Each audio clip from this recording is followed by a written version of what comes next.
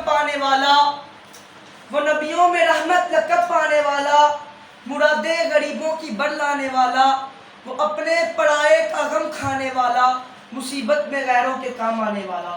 جناب صدر، عرب کا وہ معاشرہ جہاں بچیوں کو زندہ درگور کر دیا جاتا تھا، وہ عرب کا وہ معاشرہ جہاں قتل و غارت عام تھی، جہاں لڑائیاں ہوتی تو انسانوں کے ساتھ ساتھ کھیت کھلیان اور جانور بھی اس کی عزت میں آتے تھے۔ جناب ذی وقار، عرب کا وہ معاشرہ جہاں شراب جوا کثرت میں تھا، جناب ذی وقار اس فرسودہ ماحول میں ایسی شخصیت نے آنکھ کھولی جس کے لیے اللہ رب العزت نے قرآن میں ارشاد فرمایا وَمَا أَرْسَلْنَاكَ إِلَّا رَحْمَةً لِلْعَالَمِينَ، اور ہم نے آپ کو تمام جہانوں کے لیے رحمت بنا کر بھیجا۔ جناب ذی وقار، آئیے دیکھتے ہیں کہ ہمارے نبی تمام جہانوں کے لیے رحمت کیسے ہے۔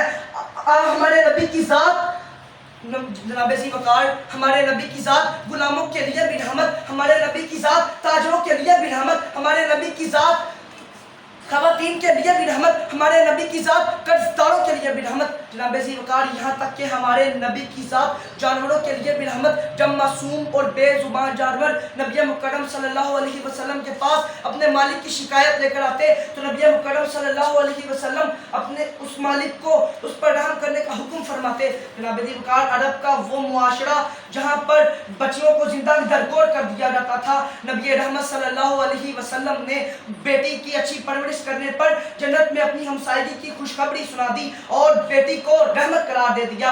جناب والا، جہاں غلام پر ظلم و ستم کیے جاتے تھے، نبی مکرم صلی اللہ علیہ وسلم غلام کے لیے بھی رحمت بنے اور مالک کو حکم دیا کہ اپنے غلام کے ساتھ شفقت اور رحمت کے ساتھ پیش آیا کرو۔ جہاں اللہ رب العزت نے قرآن میں اس نبی مکرم صلی اللہ علیہ وسلم کو رحمت قرار دیا، پھر اللہ رب العزت نے قرآن میں ارشاد فرمایا لَقَدْ كَانَ لَكُمْ فِي رَسُولِ اللَّهِ اسوۃ حسنہ۔ جناب ذی وقار، نبی مکرم صلی اللہ علیہ وسلم نے نہ صرف عرب و عجم کے بدوؤں کو ابدی ہلاکت سے بچا لیا بلکہ نبی اکرم صلی اللہ علیہ وسلم نے قیامت تک آنے والے تمام انسانوں کو ابدی ہلاکت سے بچایا۔ جناب ذی وقار، وہ انسانیت جو ظلم و ستم کی چکی میں پس رہی تھی، نبی مکرم صلی اللہ علیہ وسلم نے اپنی رحمت ان پر کی اور انہیں دنیا میں کامیاب ترین شخص بنا دیا اور انہیں دنیا کا بادشاہ بنا دیا۔ جناب ذی وقار، آپ دیکھتے ہیں کہ مغلیہ سلطنت مسلمان، عثمانیہ سلطنت مسلمان، وہ نبی مکرم صلی اللہ علیہ وسلم کی رحمت کا ہی نتیجہ تھا۔ جناب ذی وقار، وجدان ان تمام مناظر کو دیکھ کر یہ کہتا ہے کہ یقیناً یہ گزرگاہ شہنشاہ دو عالم ہے، یقیناً یہ گزرگاہ شہنشاہ دو عالم ہے۔